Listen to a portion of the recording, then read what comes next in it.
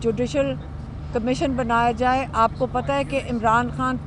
जब ये 9 मई का वाक़या हुआ था उसके बाद से जुडिशल कमीशन की बात कर रहे हैं कि 9 मई की जो तहकीकात हैं, एक जुडिशल कमीशन सुप्रीम कोर्ट के जजेस के नीचे बननी चाहिए जो तहकीकात करें 9 मई की। लेकिन अब उन्होंने कहा, उसके ऊपर उन्होंने जब 26 नवंबर हो गया तो उन्होंने कहा कि जुडिशल कमीशन बनाया जाए जो 9 मई और 26 नवंबर की तहकीकात करे। और दूसरा मुतालबा उन्होंने कहा जो गैर कानूनी तरीके से हमारे इतने लोग जो सियासी जिसको कहते हैं सपोर्टर्स हैं, उनको आपने जो कैद में रखा हुआ है उनको रिहा किया जाए। और उन्होंने कहा था अगर आपके ये 2 मुतालबात नहीं पूरे करेंगे तो फिर हम कहेंगे कि जो लोग रेमिटेंसेस बाहर से भेजते हैं ओवरसीज़ पाकिस्तानियों को क्यों कॉल देंगे, ये भी उन्होंने बताया। कहते क्योंकि ओवरसीज़ पाकिस्तानी पाकिस्तान के जो हालात हैं उनको बहुत अच्छी तरह समझते हैं, वहाँ पे मीडिया आज़ाद है, उनको उनके पाकिस्तान की सारी खबर है, उनको पाकिस्तान का दर्द है, वो पाकिस्तान के लिए रोते हैं। लोग फ़ोन करके हमें बताते हैं कि हमें कितनी फ़िक्र है पाकिस्तान की, वो अपने मुल्क की फ़िक्र कर रहे हैं। और अब वो उनको कॉल देंगे क्योंकि उन्हीं के जो रिश्तेदार हैं यहाँ पे, उन सब का किसी न किसी से राब्ता है, या उनके रिश्तेदार हैं जो जेलों में हैं, जिनके साथ बड़ा जुल्म हुआ है या जो शहीद हुए हैं। अब उन्होंने कहा है कि मैं ओवरसीज़ पाकिस्तानियों को इतवार से अगर ये 2 मुतालबात पूरे नहीं होते तो मैं उनको कॉल दे रहा हूँ कि अपनी रेमिटेंसेस पाकिस्तान भेजना बंद कर दें, ताकि इस हुकूमत को पता चले जिन पाकिस्तानियों के साथ आप जुल्म कर रहे हैं, अगर आप उनके साथ जुल्म करेंगे तो वो भी अपना हक इस्तेमाल कर सकते हैं, क्योंकि पैसे उनके अपने, अगर वो चाहें वो भेजें, अगर वो चाहें वो ना भेजें। तो आपको भी पता चलना चाहिए कि ओवरसीज़ पाकिस्तानियों के साथ जो रवैया है,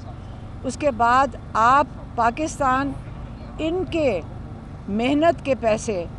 से आप पाकिस्तान उनके पैसों पे खड़ा है, बनस्बत इसके कि आप समझें कि किसी लोन लेकर जो आप बैंकों से लोन लेते हैं उसके ऊपर पाकिस्तान नहीं चल रहा, हमारे अपने लोगों की मेहनत से चल रहा है। तो ये उनका पैगाम था। और दूसरा मैं आपका बता दें, कह नहीं सकते हाँ, लेकिन दूसरा मैं आपको बता दूं जो आज का केस था, आज का केस जो अलकादिर का था, आज वो कंक्लूड कर रहे थे और आज यकीन करें बड़ा दुख हुआ, क्योंकि हमें ये भी पता है कि काजी फाइज़ ईसा ने, आपको याद होगा, एक दफ़ा इंडिकेशन दे दी थी या इनको इशारा दे दिया था जज को कि आपने केस कोई और हो रहा था सुप्रीम कोर्ट में, मनाल का कोई केस था जिसमें काजी फाइज़ ईसा, क्योंकि हर ऐसे काम में काजी फाइज़ ईसा का नाम हमेशा याद रखा जाएगा, उसने ये कह दिया था कि ये खदशात हैं